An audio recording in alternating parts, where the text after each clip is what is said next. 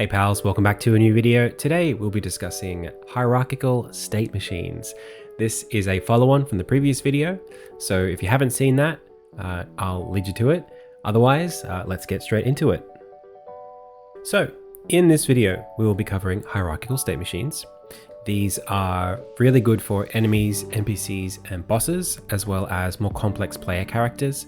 Hierarchies allow us to create nuance and more sophisticated behaviors that are modular and can be reused between different entities that have similar kinds of behavior, similar kinds of patterns. This video, of course, does follow on from the previous video about state machines and component state-based systems. If you are completely unfamiliar with this kind of content, then it might be a good idea to watch the previous video. Otherwise, if you understand state machines a little bit and you want to learn about hierarchies, you can follow on with us. We'll be using an existing project that we've been building along up to this point. If you are a patron and a paying member, you'll get access to all of the assets that we put out here on the channel for free. Otherwise, you're free to follow along and see if you can keep up. So let's get straight into it. Okay, so we're here in our project, and I've modified it from the previous video just a little bit to remove some of those jump elements. And what we have here is a basic 2D side-scrolling character. They can run, they can jump. If we press nothing, they go into idle.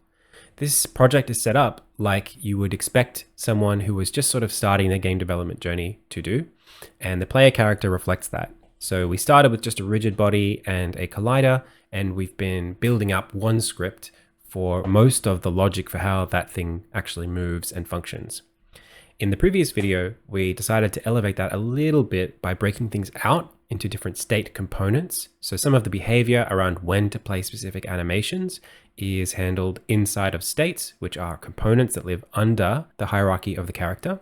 And today, we're going to go even further to building a state-based system, which is separate from just the player character, that can be used for NPCs and enemies. And then we'll make that more hierarchical to create more advanced kind of logic like patrolling and chasing objects, things like that.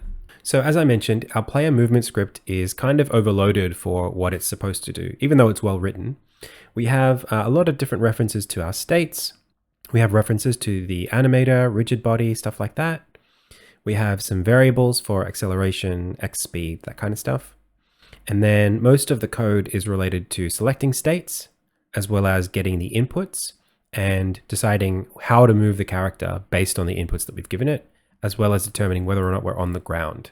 Now, a lot of this stuff we want to use in our NPC versions of these characters. So it would be a good idea to take these things and make them more modular so that they can be reused in a more, system-centric solution. Our states look something like this. This is a very simple run state. All it handles is the animation speed and playing the animation in the animator that we have in the editor. So what we're using is an AEST file, which imports to have all of the animations drawn inside of the file. And then Unity's animator is generated from that. And we aren't using the animator to actually move between the animations. We're just using it to play the animations for now. All of the movement between them is handled inside of the state machine. So right now, my biggest gripe with our player movement script is just how much state management there is in terms of like setting up states and operating the states. All of the actual state machine stuff that's here needs to be in its own place called state machine. So let's go and create that now. Let's make a new script and call it state machine. Now by default, Unity will make this a mono behavior, but we'll actually just use it as a regular state for now, no mono behavior. Now let's start migrating things from player movement into the state machine.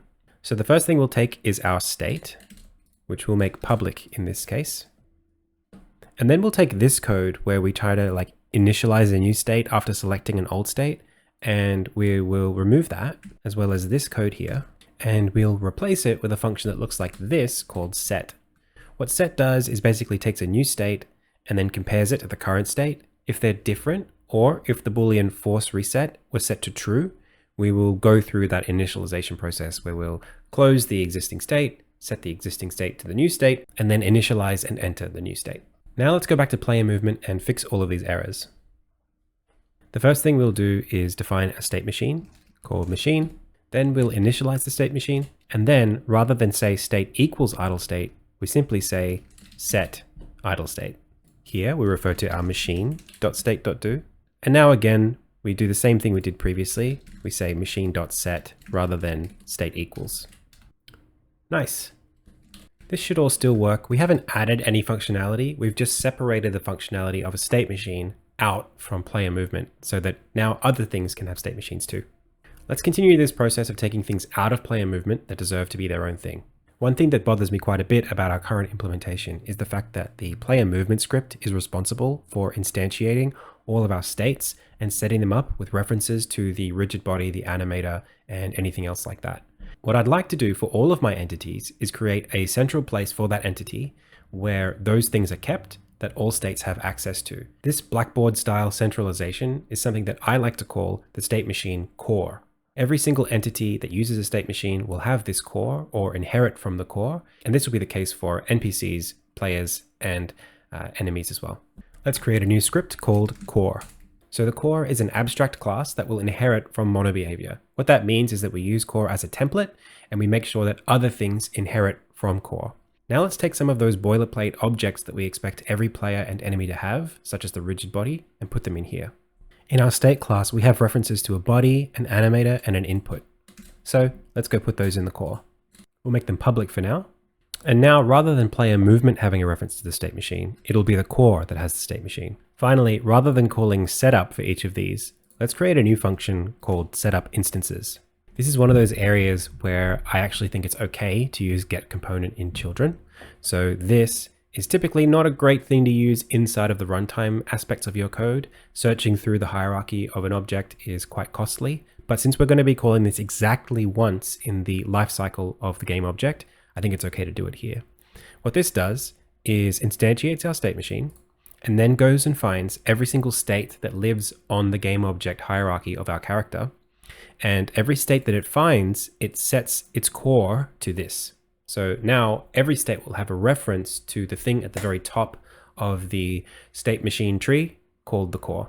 This does create a little bit of a constraint that any game object that has states needs to have those states live inside of its game object hierarchy, but I think that that's a reasonable constraint to have. So I'm happy to keep it in. Now, rather than going through the setup code, we can just set the core. If we still want references to a body, animator, and input without having to say core.body, core.animator, and core.input, you can quickly use a little shortcut like this. It's the same thing as just writing core.input, core.animator, core.body, but you just need to write input now. Now we can totally remove these calls to setup, which no longer exists. We can have our player movement script inherit from core. By doing this, you'll see that the state machine reference, the animator, and the rigid body are now objects that already exist in the parent class. And so creating them here is kind of like duplication. We can remove these because they still exist on the object. They're just declared by the parent object, the core. Now, since we inherit from core, we can call setup instances and pass ourself as a reference to all of our states on entry. So now we have a really reasonable player control script. But in order to make this more interesting, let's take our player and turn them into an NPC. To do this, I'm just going to copy and paste the player and then disable the previous example. I'm going to call this NPC, and we're going to replace this with a new script called NPC. NPC should of course inherit from core, and checking back in the inspector, you can see that without actually defining anything, we still have references to the rigid body, the animator, and the input because NPC is a core. So let's remove player movement and plug everything else in. We can pass in the rigid body, we can pass in the animator, but now we have an issue. We don't have a reference to an input anymore because we still have a dependency on this thing called player movement for our state machine core.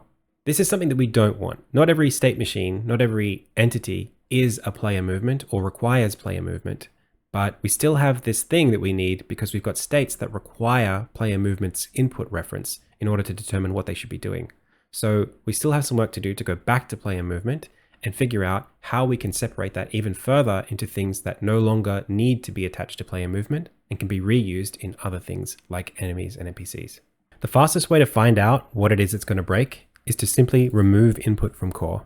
Once we remove it from state as well, you'll start to get complaints from all of our states like idle state. Here, we used to rely on input.grounded in order to determine whether or not we should be idling anymore. Grounded is something that obviously doesn't need to belong to the player character. It can belong to any character. But right now, grounded is owned by player movement, which we called input here. So let's go back to player movement and create a ground sensor script that we can use on all core objects that isn't related to player movement. Create a new script called ground sensor. This could be a regular mono behavior. So now let's just take everything that relates to ground checking and move it into ground sensor. We can take check ground. We can see the call to check ground was in fixed update. So let's make a fixed update function and put it there. And we need references to grounded and ground check and ground mask. Let's go take them from player movement. Now, of course, player movement does still need these references, but it's going to inherit them from core because we're going to have a ground sensor for every core. Now, back in player movement, anywhere that we used to reference grounded, we can just say ground sensor.grounded. And we can do the same with any of our states that used grounded. If you don't create a little accessor property for the core.grounded inside of state, you'll have to go and reference core.groundsensor.grounded for these. That's okay for me. Now we've removed any reference to player movement from all of our states, and we've replaced it with a ground sensor where we can, but there are still some little bits and pieces where we needed that input. In the case of kneel state, we have this input.y input. So we're checking for if the player is pressing down or left and right on the keyboard. For this, we wouldn't want to put those things inside of the ground check because that would just be shifting the dependency somewhere else. Instead, we need to make the decision, is this something that needs to be player actioned or can this be done by NPCs? If we want it to be player actioned, we can just have a reference to the player movement inside of this. Now, if we want our character to kneel, we need to have a player movement for the input. That's totally fine. We're not going to use it any further in this tutorial anyway. A similar issue can be found inside of the run state, which uses the max X speed of our player movement to check how fast to play the run animation.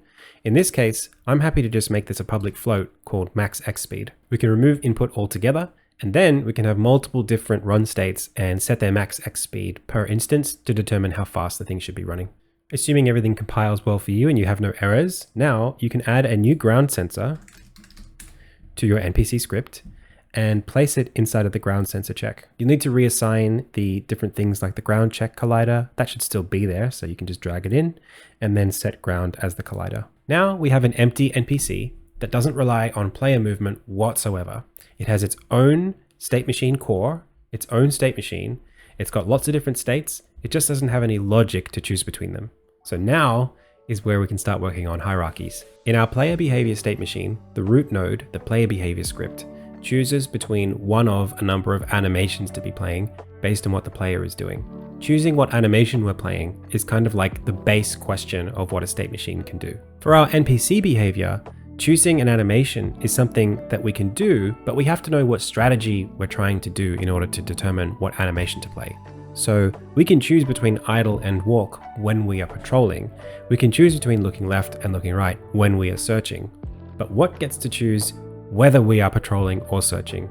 If we think of these as states, not just animations, but also the strategies as their own states, then the NPC class at the top can choose between strategies, and the strategies can choose between animations.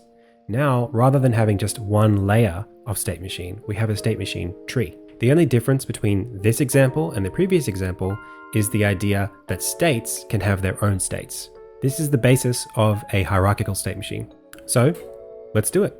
The first thing we'll do is set up instances. Remember, this populates all of the states with the core. Then we'll set up some boilerplate logic for how we're going to choose between states. It looks something like this typically. So here we check to see if our current state is complete. If it is, we set some new state. And after every update, we set state.do. Now this is kind of critical. For our normal single layer state machine with our player behavior, state.do is always one level deep. So whatever this is an animation. But for a hierarchical state machine, rather than having just one state be active, we actually need to call do on every state all the way down. So in this case, NPC will call state.do for patrol, but somehow patrol needs to then call state.do for idle or walk. And if we have more levels, that needs to happen every state on the way down. So let's create a recursive call called doBranch. If you're unfamiliar with tree structures, we call the top node the root, we call any line of nodes a branch, and we call the lowest node a leaf. To start creating a hierarchy, all we need to do is give our states state machines. If states have states, then you can go all the way down. To support this a little bit more, we can make sure that states also have access to their parent states. This allows us to traverse up and down the branch of the tree. And also we can reference our state more quickly by just calling machine.state like this. And we can also kind of call the machine.set function by calling set like this. It's just wrapping the function so that we don't have to say machine.set every time we want to say set. We're going to do it a lot, so this is just a bit faster. Let's go ahead and make a function called doBranch. What this does is calls the state's do behavior, and then if the state has a child state, calls doBranch on that. When that calls, that will also call do on itself and then pass it down to its child. So basically it's a cascading function that goes all the way down the branch, calling do on every node on the way down. We should also have a version called fixed doBranch. Now back over on our MPC, instead of calling do, we call doBranch. We can also do the same inside of fixed update. Now comes the really fun part with these hierarchies. Because we've defined everything else around what a character can do and how to manage between the states, we can just start defining functionality that we want the thing to be able to do, write it in a very simple way, and just plug it in and it'll work. For example, we know that our character can idle, they can run, and they can jump. So let's give them the classic patrol state and see how easy that is. Let's make a new script and call it patrol. I'm going to create a new game object underneath behaviors and call it patrol as well. And I'm going to add the patrol script to it. Patrol will of course inherit from state rather than modern behavior. And let's put some functionality in here. So here's a basic patrol script. We have a state called navigate, a state called idle, and two transforms that we're going to sort of move between. In the function go to next destination, we're going to pick a random spot between our two anchor points, and we're going to set the destination of our navigate state to some random point between the two. Then we're going to set our navigate state inside of our patrol state. So NPC has patrol, patrol has navigate. So if we've been navigating, let's idle. If we've been idling, let's navigate. Here we use the time variable that we set up last episode that just keeps track of how long a state's been running to check to see if it's been running for longer than 1 second, and that's how long we idle for. If we've been idling for more than 1 second, we go to the next destination. Pretty straightforward. Now I don't have a navigate script yet, so let's go make one. The inside of navigate looks like this. We have our destination, which is where we're trying to go. We have a speed, which is how fast we're going to go as we get there. We have a threshold, which determines how close we can get before we consider ourselves there at the destination. And then we have a state that's just going to handle the animation. We don't know how this works. Maybe this character's going to fly. Maybe they're going to run on the ground. We're just going to leave that up to that state. So when we enter, we set up our animation. And then for every frame that we're active, all we're going to do is check to see if the distance between where we are and where our destination is lower than the threshold. If it is lower, then we're done. And every frame, depending on where our destination is relative to us, we're going to face the destination. So this is basically face destination. And all this does is make sure that the X component of our local scale is facing the destination. That's it. Now we can fill out navigate inside of our patrol state. So we have navigate and we have idle. Navigate's destination gets set when we go to next destination. And that's it. Now at the NPC level, we just say public patrol patrol to define it, and then set it at the beginning of our state. This NPC will patrol infinitely now.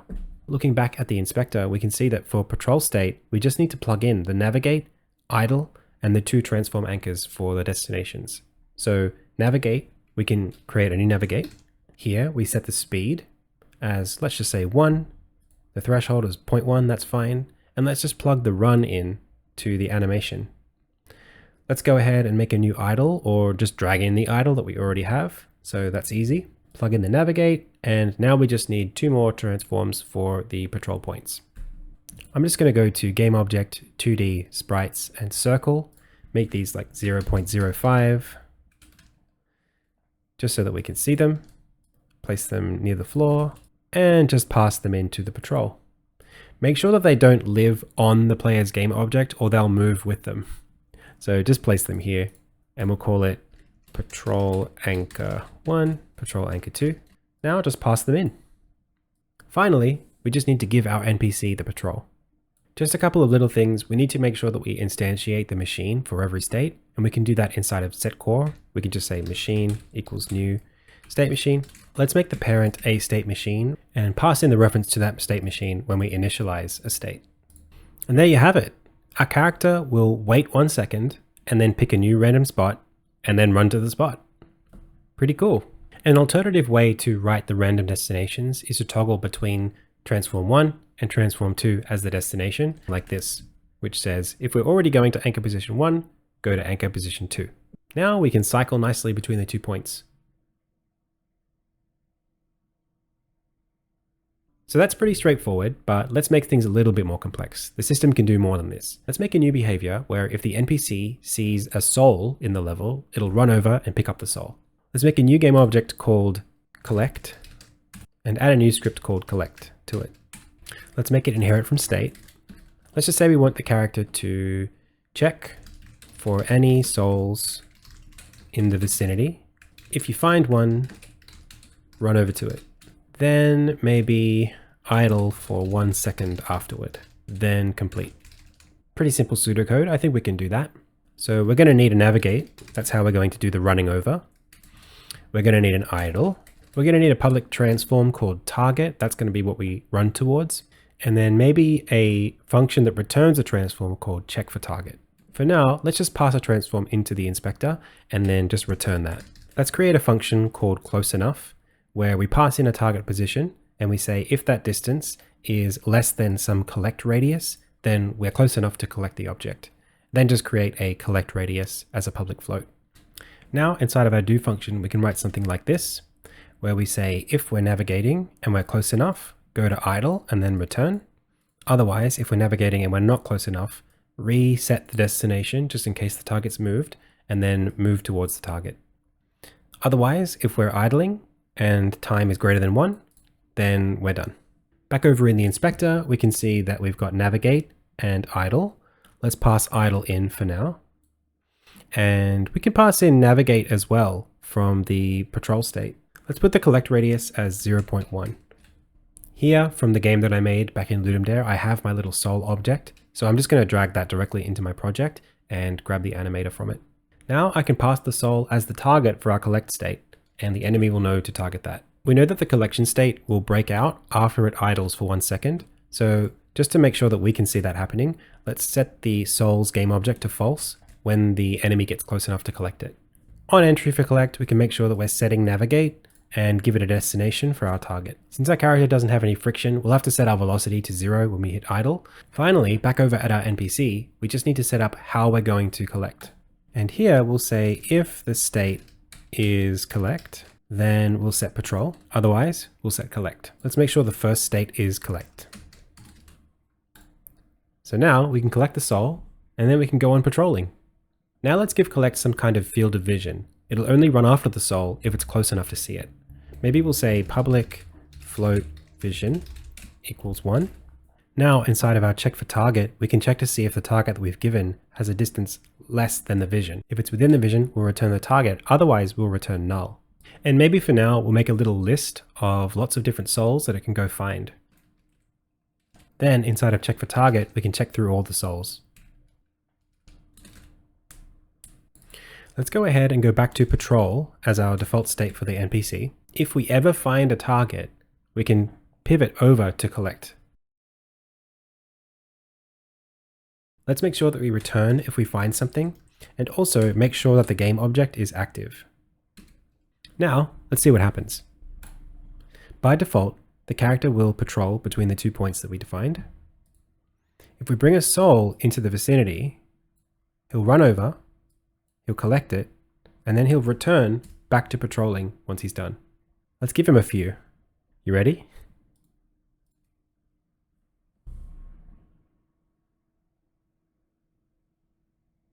Nice! He ran over and collected all the souls, currently in order of their position placed in the array. And then, back to patrolling. We can also kind of play keep away with the NPC as well. Let's bring a soul in and not let him get it. We can make him chase after it. If we want the character to walk slower when they're patrolling and faster when they're collecting, we can do that by defining a second run state and simply giving it a slower movement x speed. Let's make a new navigate component for our collection, and let's pass that in with the run animation as its run. We'll make its speed 1. So when it's collecting, it'll run at a speed of 1. However, during the patrol navigation, we can make its speed 0.5. Our run state can be configured to make sure that the animated speed runs based on how fast the velocity is going relative to the max speed. Now we run slower when we're patrolling, and if we bring a soul in, it runs a lot faster to get to it.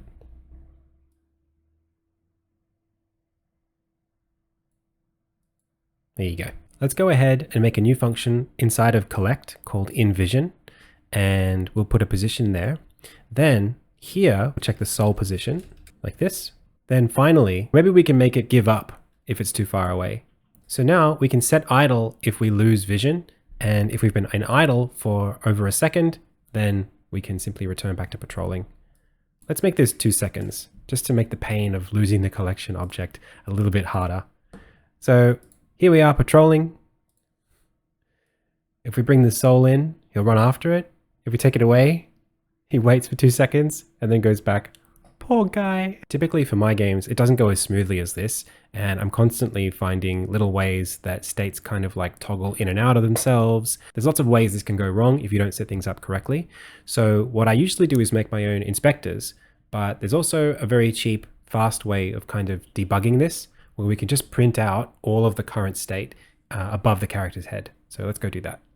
If you don't know what onDraw gizmos does, anything that's being drawn over the top of the scene in the editor is called a gizmo. So this selection box for our camera, that's a gizmo. Here we want to say if the application is running, and only if we're inside the Unity editor do we want to do any of this. This is a compile time check. This will actually not compile anything between this if and end if. And because what we're about to do is a Unity editor specific thing, we need it to be between those two. In case we want to push our game to itch.io or Steam, you don't want anything inside the editor script to be compiled with the game because it won't compile. So back over at State Machine, let's add a new function called getActiveStateBranch. What this does is returns a new list of all of the states that appear underneath the state machine that we're looking at. So in this case, we can start at the top of the node and go all the way down to the bottom, and it'll basically call getActiveStateBranch all the way down, cascading down until it has a full list of all of the states, and then it'll come all the way back up and return that. So here we check to see if we're in the Unity editor, if the application is playing, and if we have a state. And if we do, let's get the ActiveStateBranch and just print out all of the states as text. Now you can see at any time if you pause the game, patrol is what we're currently doing, and we're currently inside of navigate for patrol, and we're running. As we go to idle, you can see we idle as well. And if we bring a soul in, what do you think will happen? Now we are collecting, we're navigating, and we're running. Now we're in idle. For a laugh, let's turn the player character back on and see if we can play tag. Just keep away. If we get caught, the game's over. We get deleted. So there you go. NPCs and enemies made with hierarchical state machines in Unity. This was, quite a long series and quite an in-depth episode. And if you made it this far and you actually have something that works, I'm so proud of you because this stuff's not easy. Of course, there are so many things you can do with your game using state machines. I actually have some state machines for my virtual cameras and for objects in the scene like elevators. They also run on states. So the possibilities are not endless, but pretty vast. As a reminder, I'll be posting this project on itch.io for you to check out, and patrons will get access to everything I post here on the channel for free. So thank you so much for watching. I hope you had fun. As always, I've been Adam, you've been the Pixel Pals. Until next time.